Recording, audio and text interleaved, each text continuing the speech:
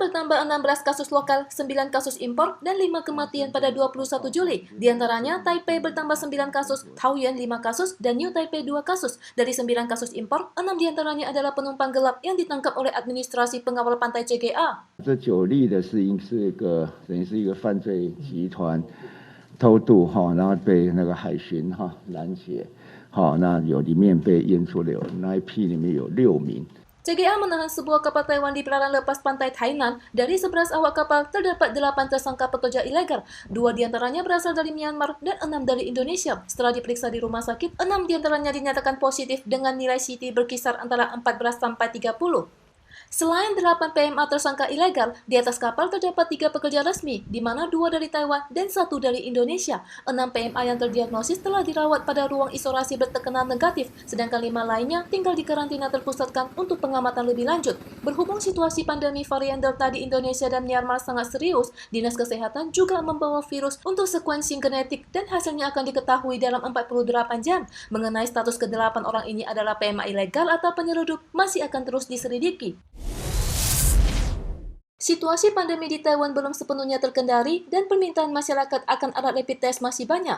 Namun ada pengusaha nakal yang mencium peluang bisnis yang menjual rapid test kit dengan mengatasnamakan perusahaan bioteknologi Triken kepada perusahaan, rumah sakit, dan apotek. Kantor Kejaksaan Daerah Kaohsiung segera melakukan penyelidikan. 5月间疫情爆发之际，发现市场需求大增，有利可图，竟未经卫福部核准，违反契约。 冒用合法公司名义未贴标签来私自生产快筛试剂。 Pelaku usaha mencegat alat rapid test coba pakai dan dijadikan alat rapid test resmi yang dijual dengan harga $189 Taiwan dan $300 Taiwan bersama ongkir kepada perusahaan, rumah sakit, dan apotek. Keuntungan yang diraup dari penjualan diperkirakan lebih dari $2 juta Taiwan. Pelaku usaha ilegal telah ditangkap. Permintaan alat rapid test masih terus bertambah di seluruh Taiwan. Alat rapid test palsu mungkin membahayakan kesehatan masyarakat. Untuk itu, kantor kejaksaan mengingatkan masyarakat untuk melaporkan jika terdapat penjualan alat rapid test palsu atau ilegal ke kejaksaan, kepolisian, atau dinas kesehatan lokal untuk menjamin keselamatan bersama selama pandemi.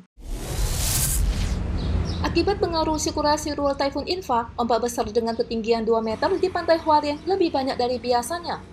Taifun nomor 6 tahun ini, Infa, saat ini berada di selatan laut Okinawa. Kedepannya, taifun ini akan sedikit berbelok ke utara dengan kecepatan 11 km per jam. Biro Cuaca Pusat CWB menjelaskan bahwa hal ini disebabkan melemahnya tekanan tinggi Samudra Pasifik di sekitar Jepang. Taifun ini akan paling dekat ke Taiwan pada hari Jumat dan Sabtu. 整体的路径可能涵盖的范围在比较偏北台湾的部分，包含像东北部地区或北部地区。 CWB mengatakan suhu laut berpeluang memicu Infa mencapai ambang batas taifun skala menengah. Namun, ada pakar meteorologi menganalisis kemungkinan pendaratan pusat taifun di Taiwan tidak tinggi. Lingkaran badai taifun Infa diperkirakan hanya akan lewat dan menyapu pantai utara Taiwan. 现在可能是往这个台湾修一点点，或者再往西北多一点点，这个还会有点变化的空间。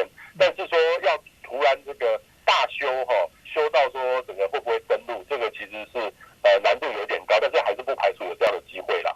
Perusahaan Weatheris menunjukkan bahwa dari Rabu malam hingga Kamis, curah hujan di Taiwan Utara akan menjadi semakin banyak. Pada hari Jumat dan Sabtu, kawasan tengah ke utara dan Ilan akan turun hujan lebat lokal. Namun semua ini masih tergantung pada perubahan proyeksi Taifun Infa.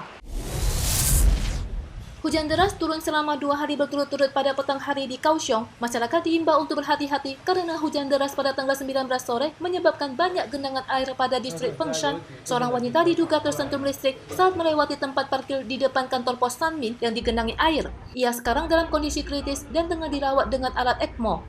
Hujan lebat selama 2 hari juga menyebabkan banjir pada beberapa kelurahan dan membuat kepala lurah kewalahan. Penduduk di Cingurut mengatakan meskipun hujan tidak deras, air di jalan selebar 16 meter ini tidak bisa surut karena hanya memiliki parit drainase sedalam 15 hingga 20 cm yang selalu kebanjiran jika turun hujan deras. Situasi yang sama juga terjadi di persimpangan Guangfu dan Chongqing Road di Fengshan.